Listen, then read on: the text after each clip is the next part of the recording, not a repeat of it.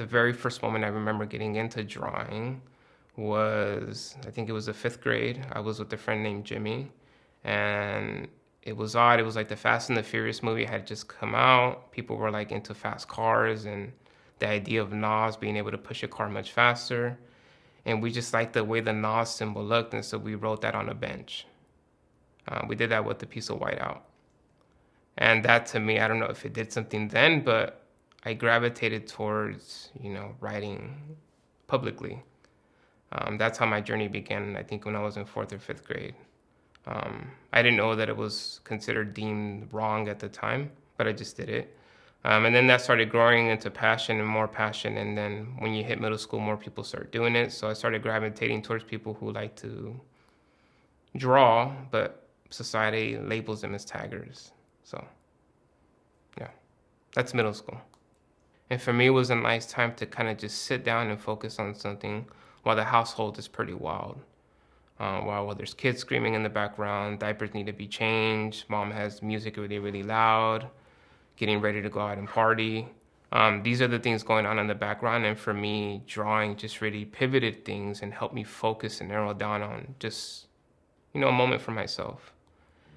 The practice of creating art together with one another, hanging out, covering up all these, these pains and hurts with what later transformed into alcohol, into weed.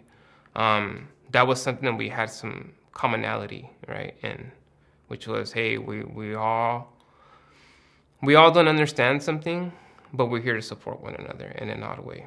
And so that's what it felt like. And then, as I mentioned, it transformed, meaning it was an individual thing, and then you start doing it collectively with others. And then the rush that you get from that, from being able, the idea of getting caught.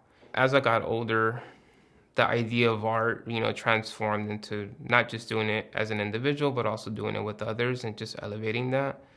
And for me, that meant instead of just using markers, we're using, spray cans now. And instead of us using spray cans, we're using buckets of paint and rollers, right? And for me, it was really, really nice because it became kind of a challenge in a weird way where, I think this is where the outside influences really kicked in, which was, how can I, make myself known? How can I represent myself on a wall where people know that it's me? And for me, that was a beautiful thing, right? Because it was the first time in a very long time where you become recognized, right, by others. Other people see you.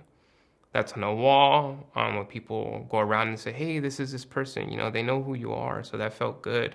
Although it was for the wrong reasons, I don't necessarily care that it was for the wrong reasons, but it still holds the same impact, being recognized and being valued.